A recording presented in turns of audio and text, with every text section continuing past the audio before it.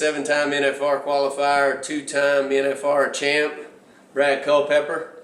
Tell us about your new partner change, who you're roping with this year. Well, I'm roping with Speed Williams. He's been out a couple of years, has some different business deals going on, and he's going to make a comeback this year, and just lucky enough to get to rope with him. And you think he can rope as good now as he used to? Oh yeah, I think he can. We've been practicing, and he looks pretty good to me. So you got to think that Speed, 8-time world champion, if he's coming back to rodeo, he's gonna be bringing his A game.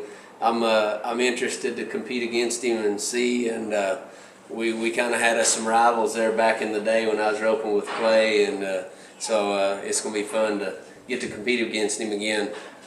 What about his horses? He got his horse situation set up pretty good? yeah, pretty good. He's got several different horses, and he works at it every day on those horses, and then trying to find new horses. And that's one thing about him, is he's not going to go half at it. He's going to try his hardest, and so I have the confidence that he'll do what he's got to do to get his deal right. Right. I'll bet you're right. What about your horse situation? Tell us about your horse.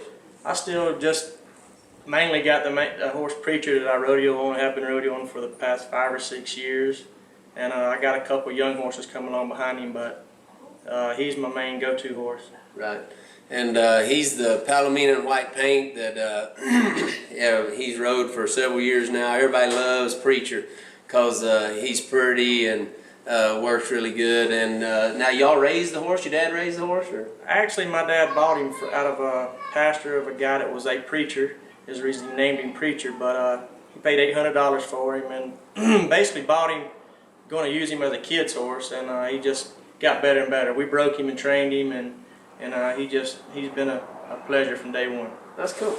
So what age did you get into roping? How did you get into roping? Your dad roped? Yeah, my dad roped before I was born and stuff, and then he quit for a while. And then when I got big enough to kind of take part in it, I was like 11 or 12. He started back, taught me, and we just kind of had a hobby together that we did together, and it developed. It just developed into more than a hobby and a passion and a love, and then got to where we can make a living at it. And a guy wants to do what he loves, so I was just fortunate enough to be able to do that. Well, and you're the same as me. Take your family on the road everywhere, and it's cool to be able to do what you love to do, and be able to actually make a living at it, and have your family on the road with you. Used to be, I remember when I was younger, everybody just went off and rodeoed, and the family stayed at home. And now there's so many of us that have our families on the road. And talk a little bit about that and how it is to have your family on the road.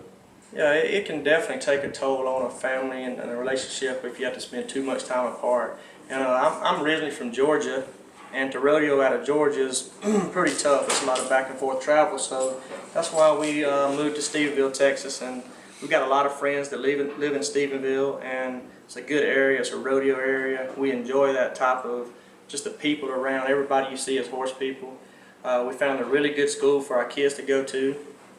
While we're home, our kids go to school at Huckabee, which is a great little school.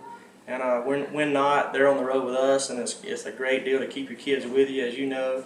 I mean, I feel closer, I feel like we're as close as a family could be. Right. Being able to travel together, live together, in the tight quarters that you live in on the road, I think it's a really good thing, actually. Yeah, I agree. I think it just brings everybody together. There's a little bit of, sometimes there's a hard time, but I mean, it just brings you closer together, and you get to really just know everything about each other, which is really cool. It's so tight-knit. And now you live right beside Luke Brown. You and him bought a place together and split it up a little bit, and so y'all are, got a new house. We're neighbors. We got a new house. We've had the land probably 3 years, and we've had our house built for probably a year. So we're really settled in where we can really enjoy it now. Now we just got to get to winning. It's all the same. Everybody's got to make money, and it only takes time and money, so that's good. Well, I appreciate you coming by. Enjoyed visiting with you, and thank you for having you on the KeyedUpRodeo.com.